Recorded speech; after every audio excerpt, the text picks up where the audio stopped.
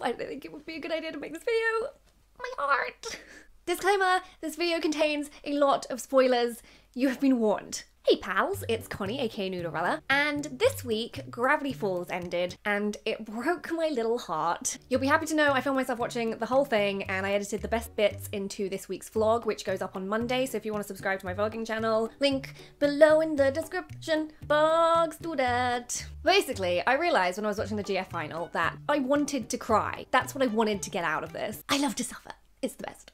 So I thought it'd be fun to tell you guys my personal top 6 saddest, most heartbreaking, most soul-destroying anime scenes ever. I'm also gonna make this a tag, so feel free to do this video yourself, and I'm personally gonna tag Sparkles. He's new here, kind of. Go subscribe to him. And my absolute favorite YouTube channel ever, Zilla308, so I'm tagging them. And okay, here we go. These are my top 6 saddest anime scenes. Prepare to suffer. Coming in at number 6, we have a scene from Pokemon. Yes, that's right, Pokemon. There were actually so many heartbreaking scenes in the original Pokemon series, like when he said goodbye to Butterfree, the whole Charmander abandonment ordeal. I mean, it was a very stressful time for us children. But the scene that I remember really messed me up as a kid was in the episode where they meet a bunch of wild Pikachu, and Ash, for some crazy reason, decides that he's gonna leave Pikachu with these new Pikachus, and it results in him running off crying with Pikachu, like, chasing after him and also crying, and me, as a little 5-year-old, also crying. The whole thing was just a big mess. Luckily, it all ended happily and Pikachu made the right move and went off with Ash. Seriously, I don't think I could have taken it. I think I probably would have just given up on happiness for the rest of my life if Pikachu and Ash had been separated. Coming in at number 5, from a little-known anime called Kaiba, anyone who's seen this anime will probably know this as the Clonico scene. Clonico.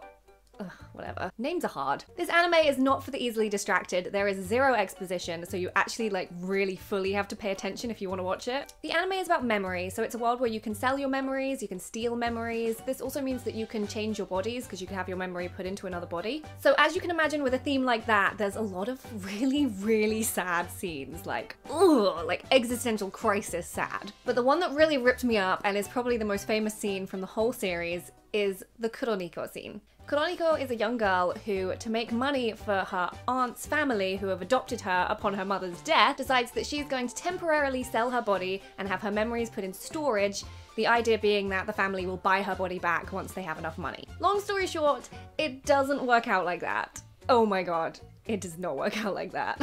Sweet, happy Clonico, who we've grown to love, is lost forever, and and there's this horrible soul-crushing scene of her auntie realizing the horrible thing that she's done. To this day, if I just hear the first notes of Clonico's song, I'm gone. Like, I'm gone, guys. Bye!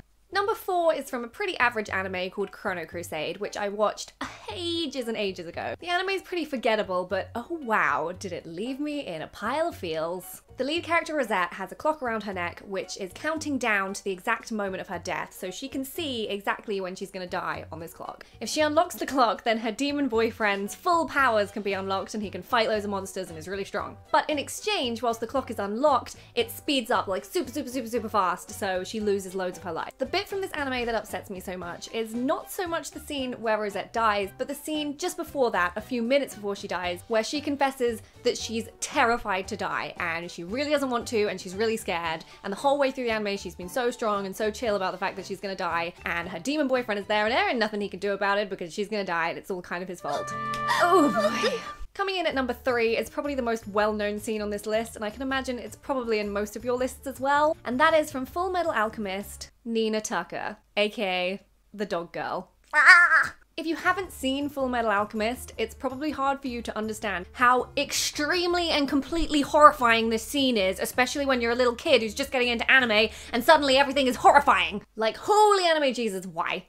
Nina Tucker is the lonely little daughter of Sho Tucker, a scientist. She and her adorable dog Alexander become friends with the Elric brothers. The end, nothing bad happens, they all live happily ever after. The Elric brothers arrive back at the house one day to find that her father, Sho, who it turns out is crazy, has transmuted Nina with the family dog in an attempt to make speech-capable chimeras. Basically putting sweet little Nina in a constant state of suffering. It's messed up! Dog Nina tries to plead for her dad's life with what little understanding she has of the whole situation, and it's just so messed up, and you're just sitting there like, why? Why? Lucky for Dog Nina, she's mercy killed by the anti-hero Scar.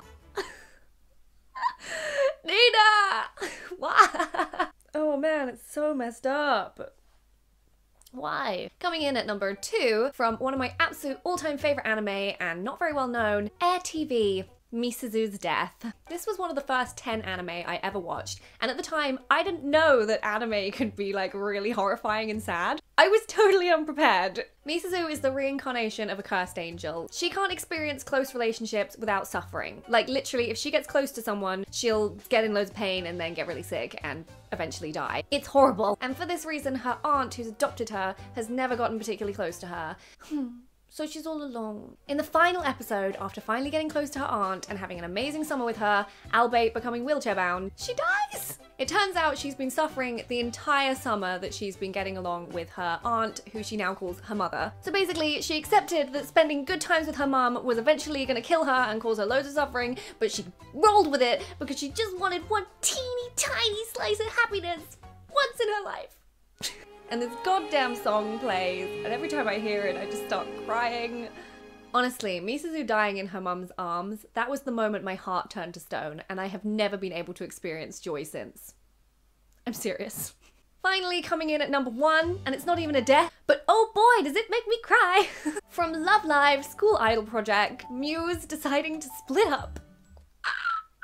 Oh my god, I did not expect an anime about school idols to bring me this much pain and suffering. How? There were a lot of scenes throughout Love Live that caused me serious physical pain. Like the first time they performed on stage and there's no one there. The first time they performed Snow Halation. The second time they perform on stage ever and like it's packed out. Oh my gosh. But the scene that rips me up is in series 2 when they decide to disband Muse. Basically, the 3 oldest members, Ellie, Nozomi, and Nico, are gonna graduate, so they decide, and I quote, "A group with even 1 member missing would not be Muse at all." The girls all proceed to have a big old cry together, and they're crying, and you're crying, and it's all just a big, messy cry fest. I just can't even talk about this scene without crying. Their friendship is just so beautiful, and they love each other so much, and they're so passionate about what they do. It's beautiful, man. Oh boy, I love to suffer. Right, okay, I'm emotionally exhausted, but that's it. That's my top 6 anime scenes that freaking broke me. I would absolutely love to hear some of your personal saddest anime scenes. Also, I am not fussy about spoilers. I'm not the kind of person who gets annoyed at spoilers, so don't worry about spoiling things for me in your comments. I'm not fussy. So I'm gonna go cry into a pillow now and eat some ice cream and feel really sorry for myself. Happy suffering, everyone! And I'll see you all soon. Bye!